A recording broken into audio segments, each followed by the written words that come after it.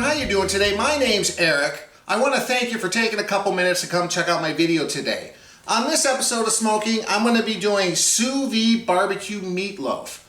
Now normally I cook meatloaf in my smoker. I'll leave a link below to my last time I cooked meatloaf. It was hickory smoked on my smoker. It was wrapped in bacon and stuffed with cheese, and man was it delicious. And that's usually my go-to method.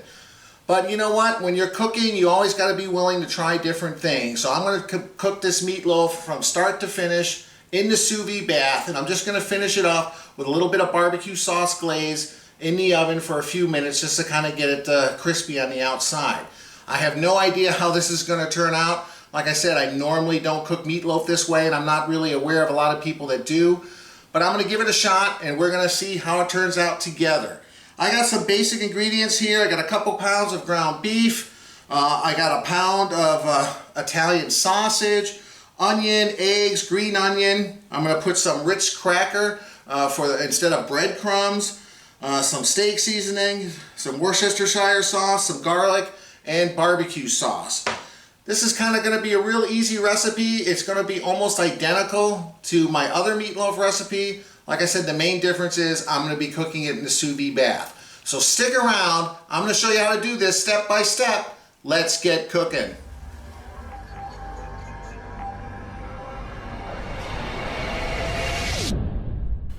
Alright, so I have all the ingredients in here. Get a big bowl. So I have 2 pounds of ground beef here with the 1 pound of sausage. Now you don't need to use the sausage. You can use 3 pounds of ground beef. You can use ground pork. You know, however you want to do it. I like to mix it up. Just it gives different flavor profiles in there, which I really like. So to this, we're going to add 1 cup of breadcrumbs. And as you saw, I had the Ritz crackers. I think that adds a good flavor. So we're going to start to put that in first. Next, we're going to do around 4 or 5 garlic cloves. I just used the minced garlic that you get at the store. This is probably around 1.5 tablespoons. Now I took 1 onion, 1 yellow onion, cut it up, diced it, and I sauteed it in olive oil literally for 4 or 5 minutes, just till it starts to brown. I just want to soften it up a little bit. You don't need to completely saute it. Just soften it up. That's going to add a nice flavor profile to this as well. Okay, now I got around 5 or 6 green onions that I've diced up. That adds some nice color. Now we're going to go for the steak seasoning. I have some steak seasoning here. It's 1.5 tablespoons. What I'm using is this Weber steak seasoning, Chicago steak seasoning. You don't need to use a steak seasoning. You could just add salt and pepper, but the steak seasoning's got a little bit better flavor profile, so that's why I use that. Okay, now for the liquid ingredients. I add, let's see here, let's do the eggs. We got 2 eggs that are just slightly beaten. So we're going to pour that in there. I got 1.5 tablespoons of Worcestershire, or Worcestershire. I always have a hard time pronouncing it. Worcestershire sauce. We'll throw that in there. I have 1 shot of whiskey. Now this is optional, but I like the flavor profile. Again, I'm all about incorporating some different flavors. Okay, I got some half and half, 1/4 cup of half and half. You can use cream as well. And last but not least, we got 3/4 cup of barbecue sauce. I'm using Chris and Pitts. That's a local brand out here in Southern California. They have a couple of restaurants. And I really like it because it's tangy and it's not too sweet. Alright. Now comes the fun part. Here it is. What we're going to do now is we're going to mix it with our hands. Put some gloves on. We don't want to overmix this. You just want to kind of gently incorporate everything together. So don't think you have to, you know, like it's going through a food processor. We're just going to gently blend everything. So just mix it around literally for a couple minutes until it looks like it's evenly mixed together. So let me continue to do that. We'll be back in one second. All right, so here we are. This is how you want it to look. Like I said before, don't over mix it. Now we just want to make these into loaves. Now the easiest way I found to do this, I buy these disposable pans, like bread pans, and I put some plastic wrap in there. And then all I do is just scoop it out into these pans. And I'm going to put these actually in the freezer. You can put them in the fridge for a few hours or a freezer if you're kind of pushed for time. I want to get these in the sous vide bath as soon as possible. It's getting to be late afternoon and I want to be able to eat this for dinner tonight. So, and you don't want to really push down hard. You just want to kind of push down firmly because we want a little bit of air circulation in there inside, just like so. Yeah, we'll put a little bit more. Now at this point, once they're in these tins and they've kind of firmed up a little bit, you can put them in a bag and freeze them and just take them out and continue to cook them, whether it's in the oven, whether it's in the sous vide, whether it's on your smoker. So you just do like that, and then we wrap the plastic wrap like this. Let's see, look at that. So I'm just gonna, I got a couple more here. I don't know if I'm gonna be able to get 2 or 3. And that's it. Really easy, really basic. Let me finish, yeah, I think I'm only gonna have enough for one more. So I'll be back in a second when this is done. So here we are, I have the 2 done. And I'm gonna throw them in the freezer because it's gonna probably take me a good 25 minutes to a half hour to get my sous vide bath water up to temperature. So I'm just gonna put these in so they can firm up before I try to put them in the bag and get ready for the sous vide bath, because right now they're really soft and I'm afraid they're gonna start to fall apart. So I'll throw these in and we'll be back when we're ready to throw them in the bag. All right, I have these vacuum sealed. Now you don't have to vacuum seal, but the vacuum seal kind of helps hold it together. I had this in the freezer probably around 45 minutes and it still was very hard to get in the bag. Luckily my wife Monica helped me. I kind of lifted the meatloaf out with the plastic wrap while she held the bag open, and we kind of slid it in and then pulled the plastic wrap out. So yeah, it's a little bit of a challenge. I'm sure you could do it in a freezer bag as well. Just ideally it would be good to keep it for a couple hours in the freezer so you can really handle it easily. It should be interesting when these are done. I'm probably just going to have to slice it very carefully along the top rather than trying to pull it out of the bag, that's for sure. Okay, I got it at 142 degrees. Normally you would cook meatloaf to 160, but since I'm going to be cooking this for a minimum 2.5 to 3.5 hours, I'm probably going to go for 3. You can go as high as 4, I would think, because they're not that thick, and it's basically just ground beef and ground sausage. So we're going to put these in here. I'm going to set the timer for 3 hours. There we go.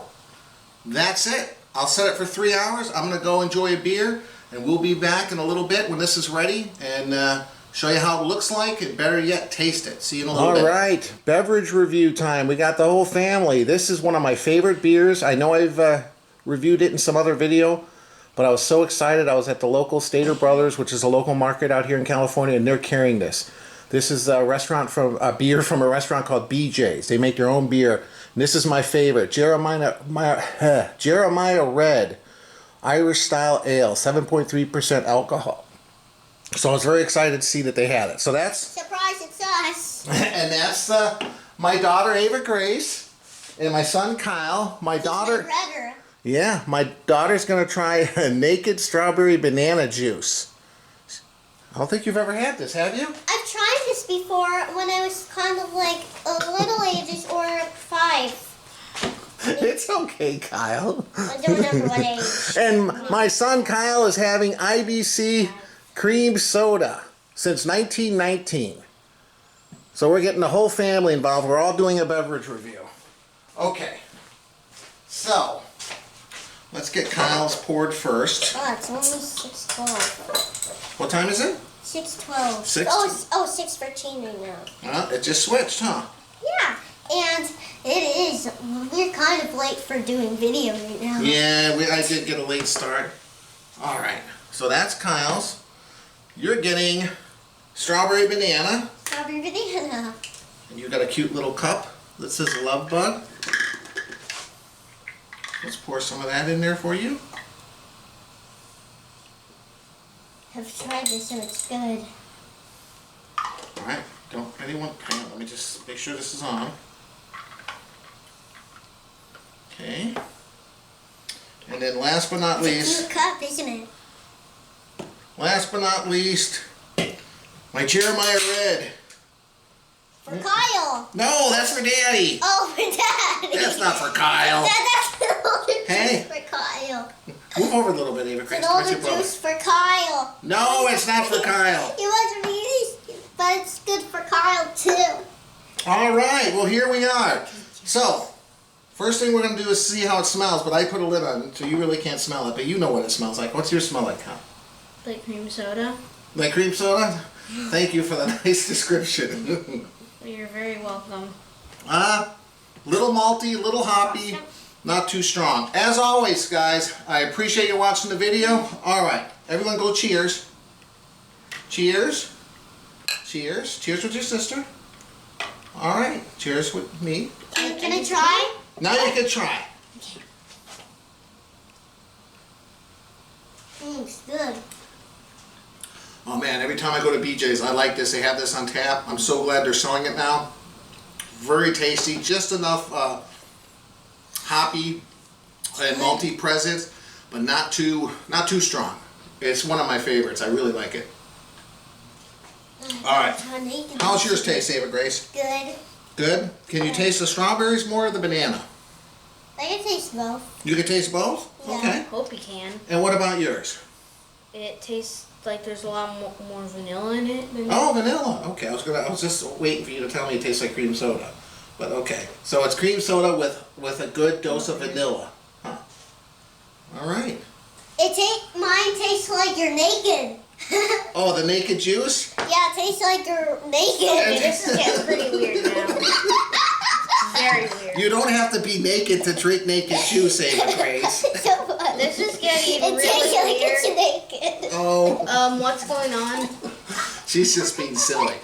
Well, we're going to enjoy our beverages, and we're going to wait for the meatloaf to be done.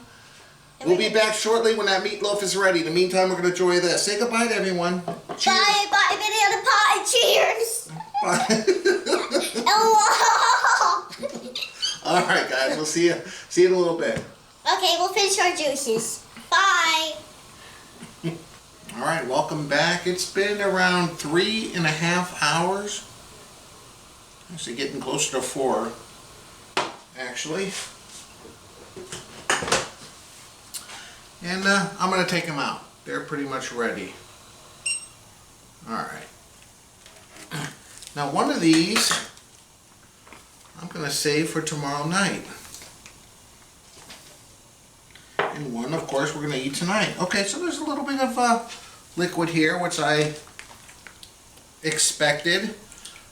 I used 85 lean ground beef. I want a little bit of juice in there. Okay, I'm just going to let these sit. Now, this one we'll eat tonight.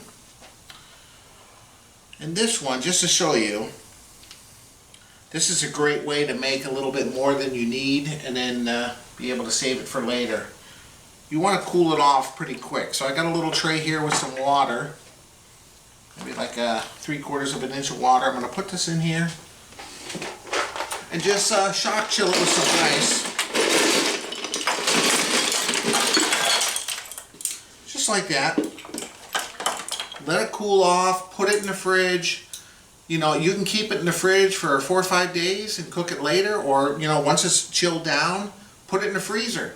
Then you're good for several months.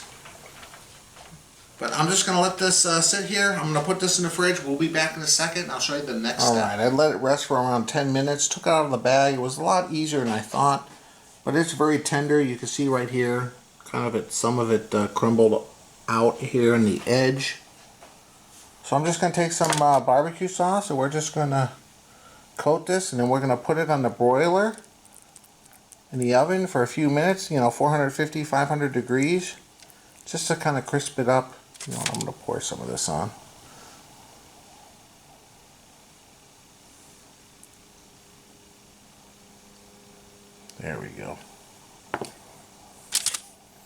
You want to coat this real nice.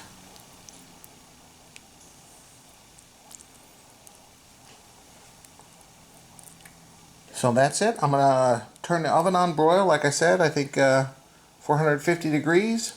I'll wait for it to heat up for a minute, and then we'll put this in, and we'll go from there. See you in a little bit. It's been in for around 5 minutes.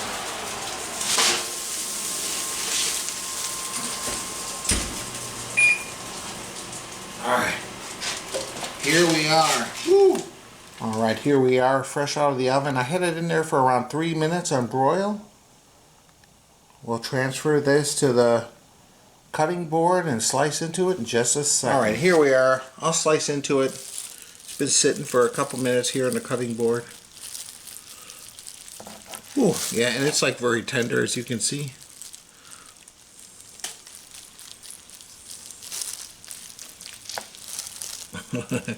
It's definitely falling apart.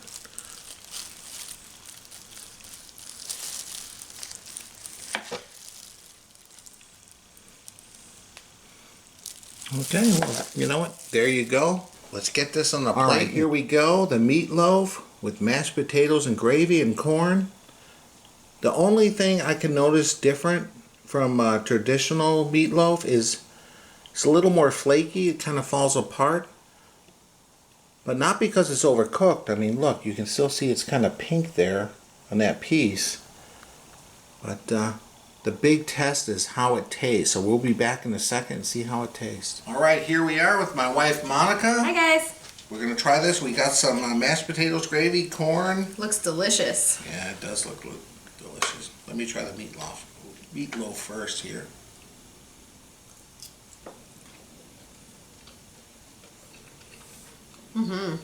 It's tender. It doesn't have the consistency of meatloaf, but the flavor profile is amazing. Yeah, it's like a little more flaky than normal meatloaf, but I think it's because it's not cooked as long. It's very tender. It's definitely more juicy than traditional meatloaf, at least in my opinion. What do you think? When I taste the Italian sausage, that is a really good added touch. You know, like I mentioned in the beginning of the video, I had no idea how this was going to turn out. I just wanted to try something different. And look, you can make the meatloaf ahead of time, make it in those loaves and freeze them. Cook them down the line, whatever. Whenever you're looking for something to eat real quick, you can just heat it up with sous vide, finish it in the oven, and it's a good home-cooked meal, don't you think? Oh yeah, very good. Wow. This would be good in those parfait cups if you made one of those, make like a meatloaf parfait like you did with the pulled pork. It would be. That would be good. Because this is the perfect consistency for that. Nothing like meatloaf, a good home-cooked meal. As always, guys, I appreciate you watching my video. If you like it, hit the like button. Check out my website. I'll leave a link above, ericsmokingbbq.com, and please subscribe to my channel. I'll leave a link below, and we'll see you next time. Bye. Bye. Wow. Really So good. better than I thought. Good one, Daddy.